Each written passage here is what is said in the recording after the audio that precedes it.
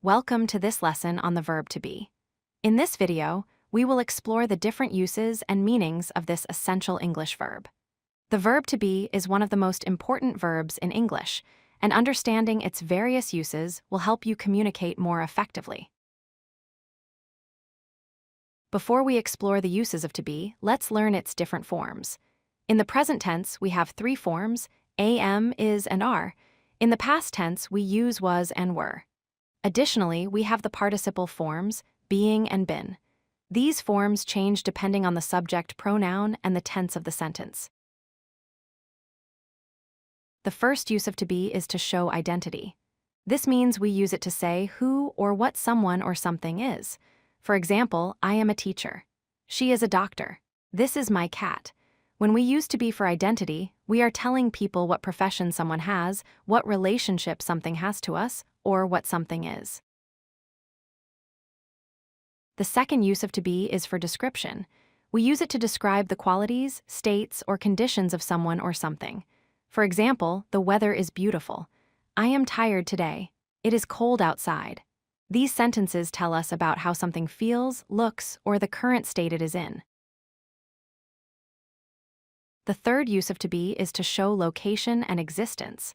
This means we use it to say where someone or something is, or that it exists. For example, my keys are on the table. There is a park nearby. They are in the meeting room. This use helps us tell people where things are located or to indicate that something exists.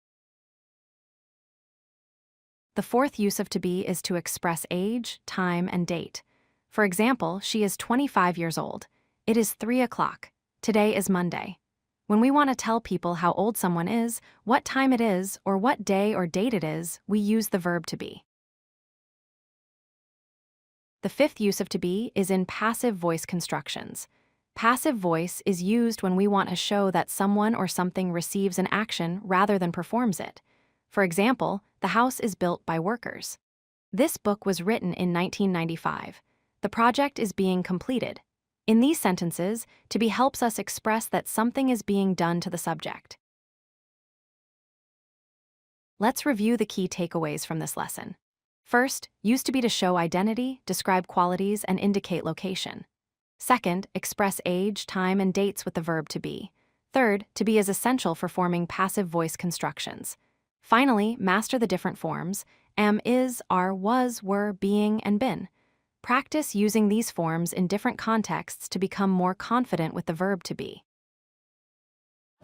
If you like this video, hit that like button and don't forget to subscribe. Visit codelucky.com for more such useful content.